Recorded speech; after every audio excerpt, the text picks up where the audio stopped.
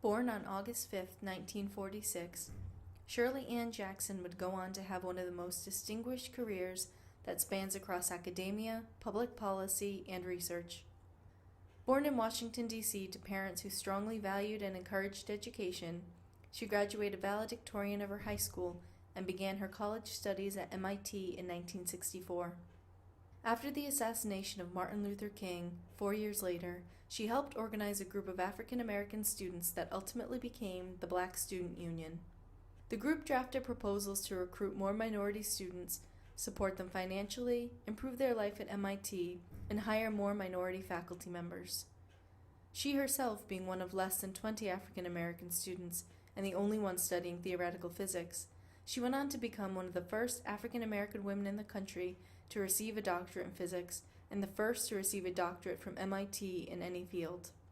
With a Bachelor's of Science in Physics and a PhD in Theoretical Elementary Particle Physics, Dr. Jackson began her career as a research associate at Fermilab and then went on to work at CERN. From 1976 to 1991, she was employed by Bell Laboratories, where she conducted research in the areas of theoretical physics, solid-state and quantum physics, and optical physics. While still serving as a consultant to Bell Labs, Dr. Jackson went on to join the faculty at Rutgers, where she stayed for 4 years. In 1995, President Bill Clinton appointed her as the head of the U.S. Nuclear Regulatory Commission, which she served on until 1999. On July 1, 1999, Dr. Jackson became the 18th president of Rensselaer Polytechnic Institute. She was the first woman and first African American to hold this position, which she still holds today. In 2009, Dr. Jackson was appointed by President Barack Obama to serve on the President's Council of Advisors on Science and Technology. Her fellow council member and fellow MIT graduate, Brown physics professor Sylvester James Gates said, "It's nearly impossible to understand the full sweep of Shirley's career, from academia to government to business. She has a broad view of how science and technology can assist our country and our world." In 2016, President Obama awarded her the National Medal of Science. Dr. Jackson has been awarded 40 honorary doctorates. She was named one of the top 50 women in science by Discover magazine and was named by Industry Week magazine as one of the 50 most inspiring African Americans.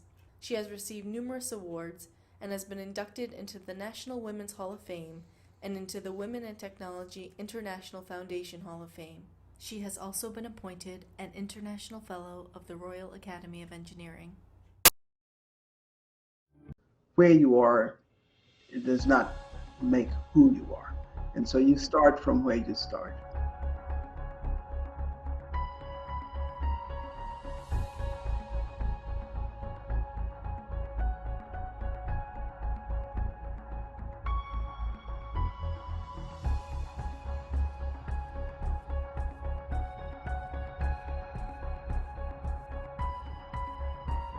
I mean, at MIT, it wasn't always friendly. No one would sit next to me sometimes and in front of me.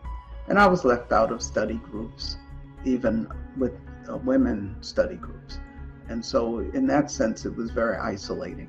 I thought about how quiet I had been as an undergrad. And I felt there was something that I needed to do and should do at MIT to get more African American and minority students in, and to make it more hospitable.